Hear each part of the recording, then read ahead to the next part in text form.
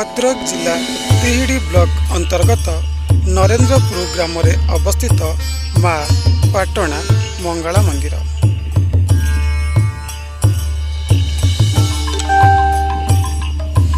कहीं केयु कालरू माँ मंगला नाम एठारे पूजा पाउछन्ति।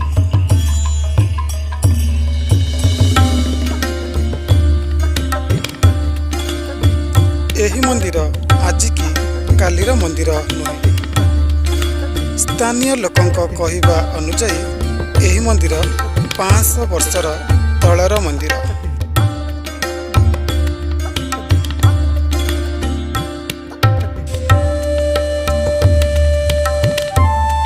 मंदिरर मुख्य पूजकंक कहिबा अनुसार धनेश्वर सौदागर बोली जणे सौदागर सुदूर लंकारु माँ को आनिथिले।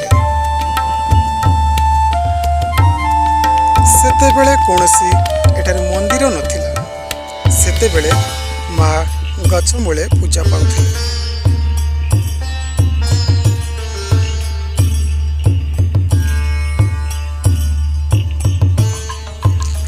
तापरे राजवंशर उत्पत्ति हेला। राजेंद्र नारायण भंज बोली जणे राजा एही मंदिर रो मूलतिया आरंभ करथिले।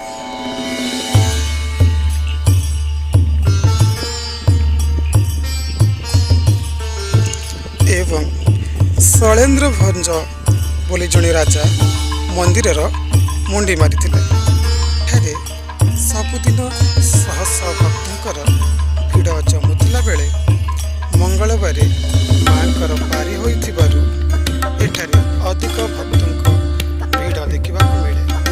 प्रत्येक वर्ष एप्रिल 14 तारीख दिन पणा संक्रांति दिन मांकर उत्सव पालन करा जाए।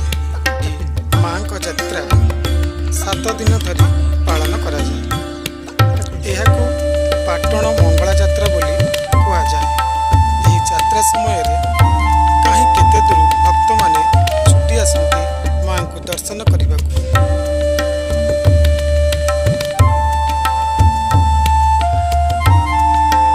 एही 7 दिन रंग बेरंग आलुओरे सुसज्जित हुई झलसुଥାଏ। राज्य तथा राज्य बाहर बहुत बेपारी व्यवसाय करने ये 7 दिन निज निजर पसरा मेलाई बेपार आरंभ करिथांती। रंगीन लाइट लोक मानकर आनंद उत्सलित कोलाहल ना बजारर आसर यह मेलार आकर्षण को द्विगुणित कर दिए। जदि आपण यही पटण मंगला यात्रा केबे देखि नाहंती आपण हुए तो अंततः थरे आसंतु। एठी माँ को दर्शन करने सहित यही सुंदर पटण मंगला यात्रा को उपभोग करंतु।